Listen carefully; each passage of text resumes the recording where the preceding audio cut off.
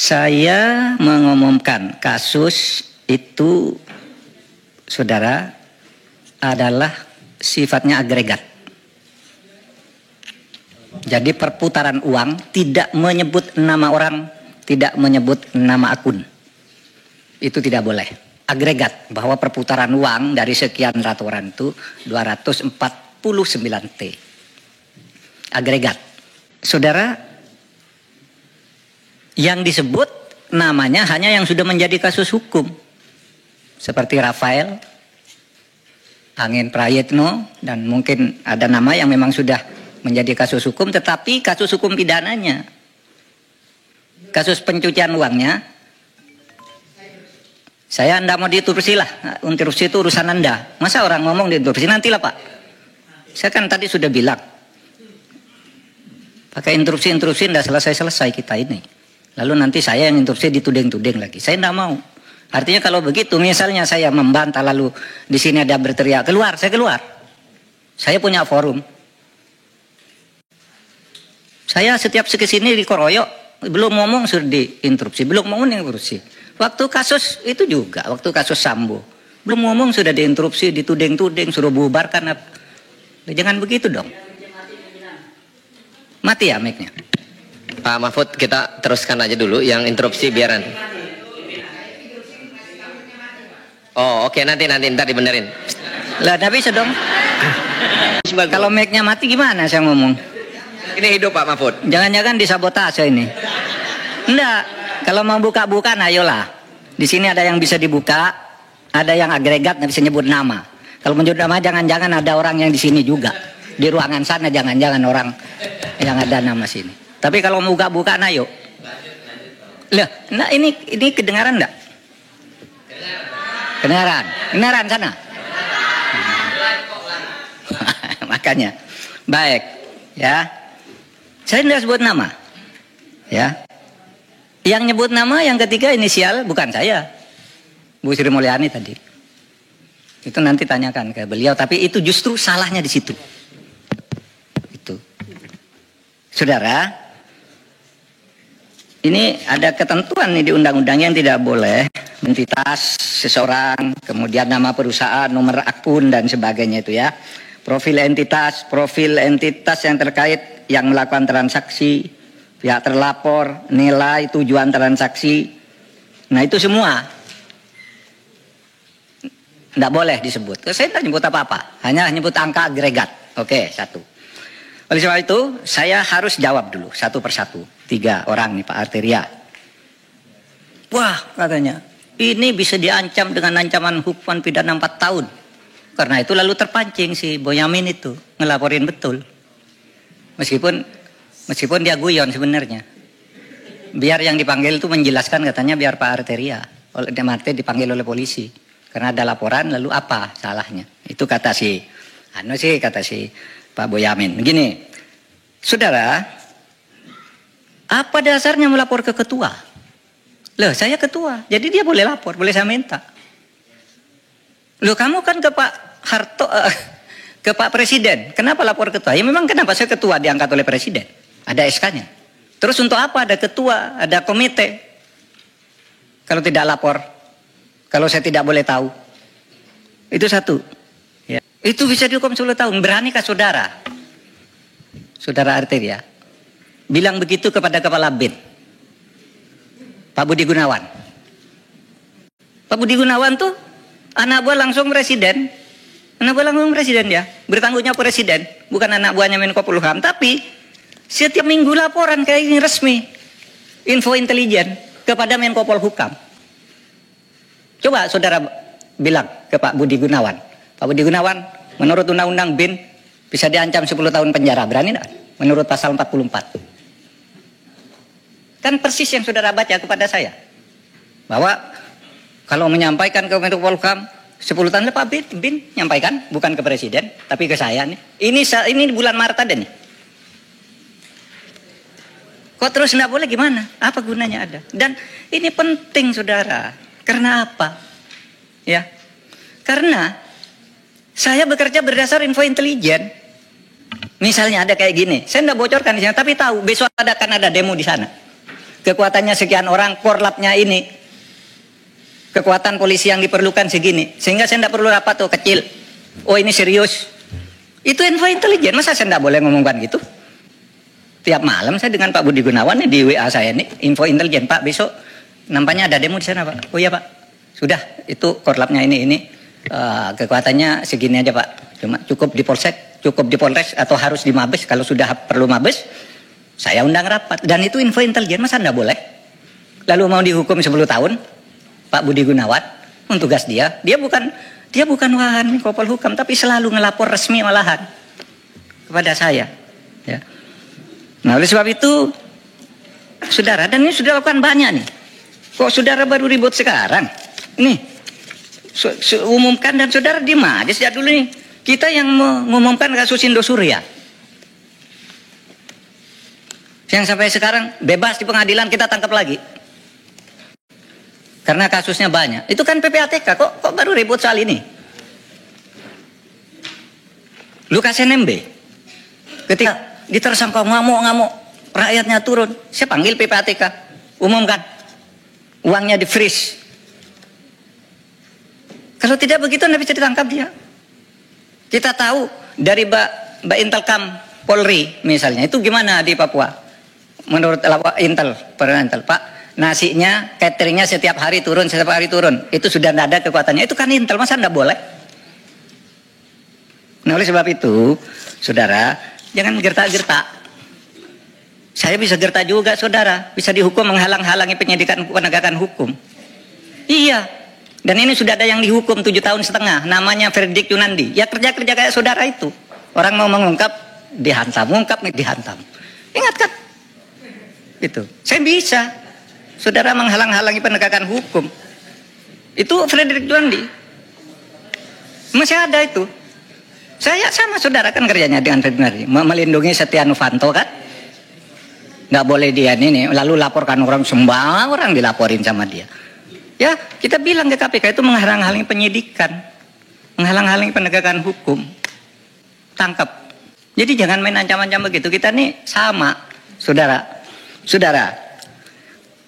Oleh sebab itu, saudara, saya ingin menegaskan itu kepada Pak Arsul. Harap jangan dipotong. Pak Arsul bicara kewenangan. Menurut Perpres kewenangan Polhukam itu A, B, C, D. Tidak berwenang mengumumkan. Loh, saya tanya, apa dilarang mengumumkan? Kalau tidak berwenang, apa dilarang? Kalau di dalam hukum itu sesuatu yang tidak dilarang itu boleh dilakukan. Anda dari pesantren nih, saya bacakan dalilnya. Wala aslu fil uqudi wal muamalah as-sah hatta yaqumu dalilun alal batalani wa tahrim. Pimpinan. Izin pimpinan. Boleh bicara? Nanti dulu. Menurut saya biarkan menjelaskan dulu dong. Nanti gini. Bicara. Saya mohon izin ke pimpinan. Boleh nggak saya bicara? Nanti dulu. Oke. Nanti dulu. Silakan. Jadi setiap urusan tuh kalau tidak ada larangan, boleh kecuali sampai timbul hukum yang melarang. Itu pesantren kan? Dalil di pesantren waktu kecil udah menghafal kayak gini. Nanti kalau di dalam hukum umum, saya katakan juga sekarang ke Pak Beni. Pertanyaannya kok seperti polisi. Menko boleh ngomongkan apa enggak? Begini Pak, kalau substansi boleh apa tidak? Begini kalau substansi boleh apa tidak? Jawab ya atau tidak. Kan enggak boleh tanya begitu. Itu. Harus ada konteksnya dong. Sesudah bilang boleh. Boleh katanya. Ini yang saya lihat. Kalau boleh sebutkan pasalnya. Boleh kok harus ada pasalnya. Kalau boleh itu enggak perlu pasal. Misalnya saya tanya ke Pak Beni, Pak Beni boleh enggak saya ke kamar mandi sekarang? Boleh, mana pasalnya? Enggak ada, karena boleh. Kalau dilarang baru ada pasalnya. Di mana dalilnya? Nah sekarang bukan bahasa Arab, bahasa Latin. Nolum delictum nola punasine previa lege punale. Ini dalam hukum pidana.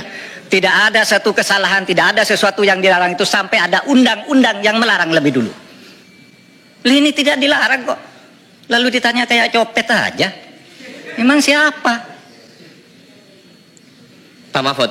Ya. Jadi ini Pak Mahfud menjawab apa yang diungkapkan oleh Pak Arsul, Pak Arteria. Nanti habis ini Pak Beni berarti kalau gitu ya? Iya tadi sudah. Oh, udah. Iya Pak Beni yang bertanya. Jadi teman-teman, sebentar Pak Mahfud. Supaya dalam rapat ini apa yang mungkin seminggu terakhir penyampaian di publik dan rapat yang kemarin sudah disampaikan oleh Komisi 3. Ini Pak Mahfud menyampaikan juga klarifikasi tentang terkait apa yang sudah teman-teman ungkap. Jadi berikan ruang Pak Mahfud untuk mengklarifikasi. Nanti setelah Pak Mahfud menyelesaikan, teman-teman silakan untuk menyampaikan hal terkait apa yang disampaikan Pak Mahfud. Silakan Pak Mahfud. Ya, saya kira sudah begitu aja. Ya. Nah, karena sering di DPR ini aneh. Kadang-kadang marah-marah gitu, nggak taunya Markus dia. Marah ke Jaksa Agung, ngomong itu, nantinya datang ke kantor Kejaksaan Agung titip kasus. Pimpinan mohon dicatat ya. Saya interupsi pimpinan. Interupsi pimpinan. Saya kira ini tidak relevan. Silakan. Interupsi pimpinan. Ya. Silakan Pak Habib. Apa? Saya kebetulan pimpinan Mahkamah Kehormatan Dewan. Pimpinan. Ini konten Saya minta parlemen Pak ini. Mahfud, apa memang benar ada data yang soal Markus anggota DPR? Disampaikan saja sekarang. Nanti Saya sampaikan sekarang. lanjuti. Ya. Disampaikan saja. Ingat peristiwa di Kampung Maling, Ustadz di Kampung Maling. Saya kira saya sama Pak Benny masih ada di sini. Ya. Kan saya tadi nyebut DPR, nggak nyebut saudara. Pada waktu itu, Jaksa Agung Abdurrahman Saleh dicecar habis-habis, ditanya seperti ini. Dibilang, Bapak ini seperti Ustadz di Kampung Maling. Bapak baik, tapi di lingkungan Bapak jelek. Ya kan, ingat kan? Itu tanggal 17 Februari 2005. Berarti bukan di periode ini Pak Mahfud? Bukan. Oh, bukan kewenangan saya. Ya, tapi lihat fenomenanya. Nanti saya Oke. tunjukkan. Alhamdulillah. Ya. Tahu-tahu apa enggak? Sidangnya Di periode ini ada nggak? Kenapa? Di periode ini ada nggak yang Markus anggota DPR? Saya tidak akan nyebut itu. Saya memberi contoh di DPR ada yang seperti itu. Enggak. Ada nggak Pak? Enggak, saya enggak berhak, enggak wajib menjawab saudara. Kalau ada sih kita tidak lanjuti Pak. Nanti saya beritahu saudara. Kan Pak jangan nanti Pak. Kalau Nggak. sekarang ada datanya nggak mumpung terbuka. Enggak, saya terbuka sekarang. Waktu itu Pak Jaksa Agung tahu enggak? Yang Nah, marah waktu- itu ada. Periode waktu itu, yang periode sekarang ada atau tidak? Pak Habib, begini teman-teman, Pak Mahfud untuk menyelesaikan. Sebentar, Pak pimpinan. Ini juga nggak bisa dibiarkan terlalu jauh begini. Ini kan Nggak, pimpinan yang ganti seharusnya- nih, pimpinannya ganti. Sebentar. Ini gini. Pimpinan ganti. Teman-teman, Yang bener Don. Teman-teman. Lu ingetin Don, lu yang bener Don. Dari saya selesaikan dulu saya ya. Ya, seharusnya pada kesempatan pertama Pak Mahfud menjelaskan semua hal yang Pak Mahfud jelaskan di media terkait dengan 300 triliun itu. Bukan menjawab satu persatu apa yang terjadi antara Komisi 3 dengan PPATK dalam rapat beberapa hari yang lalu, kan gitu. Itu Pak Mahfud juga pernah di DPR, kan Pak Mahfud tahu bagaimana dinamika yang terbangun dalam rapat-rapat di DPR. Sebentar, saya belum selesai. Saya kan nggak potong Pak Mahfud ngomong tadi. Saya mendengar dengan seksama apa yang disampaikan Pak Mahfud. Gantian dong. Sekarang saya ngomong. Ya, Iya. saya kira kalau Pak Mahfud melakukan cara seperti yang kita dengarkan tadi, kan Pak Mahfud menjudgment teman-teman. Lepas dari itu benar salah itu nanti kita bisa uji. Tetapi rapat kita hari ini bukan untuk itu. Rapat kita hari ini untuk mengklarifikasi kontroversial yang sudah terlanjur berkembang di masyarakat terkait dengan 300 triliun itu.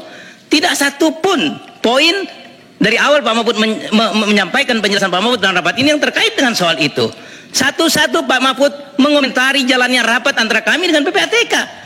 Khususnya yang disampaikan oleh Terry, yang disampaikan oleh Saudara Arsul dan Saudara Benny. Ini kan jadi lari dari maksud dan tujuan rapat kita pada hari ini. Oke. Dan pimpinan juga punya kewenangan untuk menjaga lalu lintas rapat ini agar berlangsung sesuai dengan apa yang kita inginkan, gitu loh. Saya kira itu. Saya belum berkomentar terlalu jauh, tapi kira-kira rapat ini harus berjalan sesuai dengan tata tertib yang berlaku di DPR. Terima kasih Pak Mulfahri.